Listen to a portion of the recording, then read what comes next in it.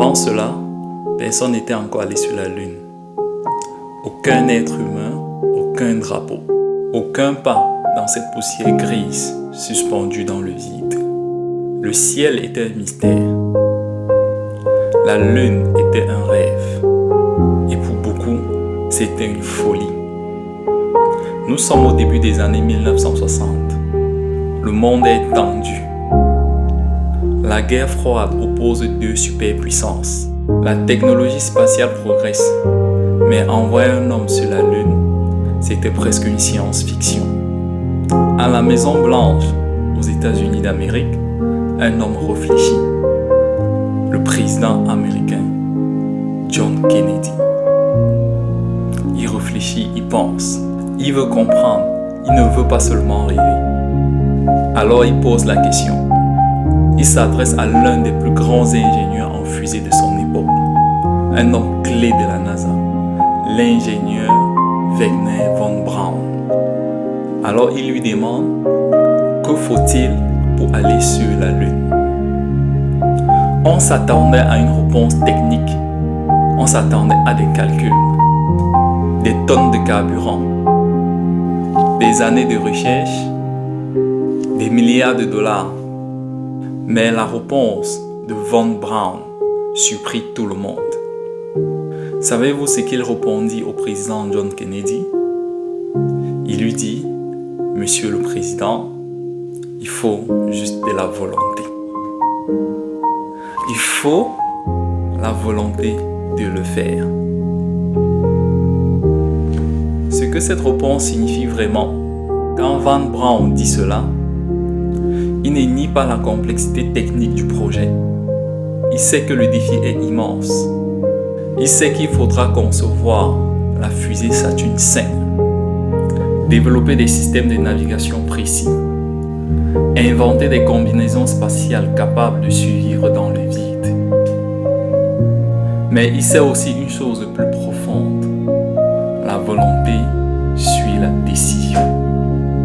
Quand une nation décide réellement quelque chose, elle trouve les ressources.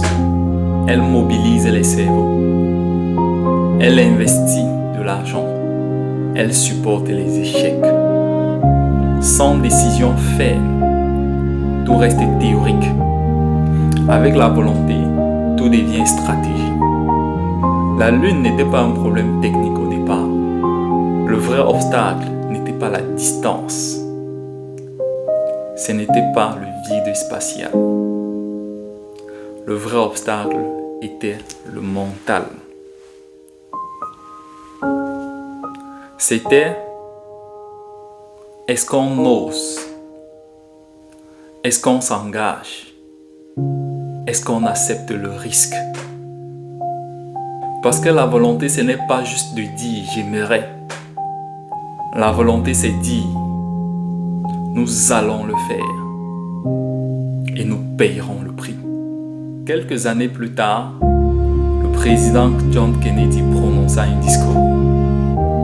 Il dit ceci: nous choisissons d'aller sur la Lune, non pas parce que c'est facile, mais parce que c'est difficile.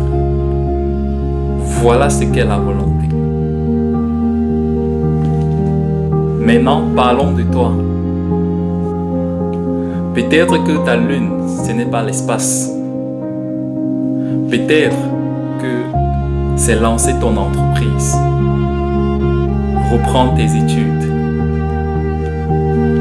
immigrer dans un nouveau pays, écrire ton livre, sortir d'un environnement qui te limite. Tu regardes ton objectif, il te semble trop loin, trop compliqué, trop coûteux. Et tu commences à penser, je n'ai pas les moyens. Je ne connais personne. Je ne suis pas prêt. Mais la vraie question n'est pas, as-tu déjà toutes les ressources? As-tu réellement la volonté de le faire? C'est ça la vraie question. La volonté précède la compétence. En 1961, personne n'était prêt pour aller sur la Lune. Il n'y avait pas encore les solutions. Il n'y avait pas toutes les réponses. Il n'y avait pas les succès précédents. Mais il y avait une décision.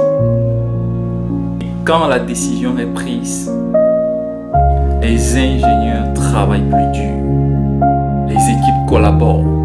Les échecs deviennent des étapes. La volonté crée un effet domino. Sans volonté, tu abandonnes au premier obstacle. Avec la volonté, tu ajustes ta stratégie. La volonté transforme une idée en plan.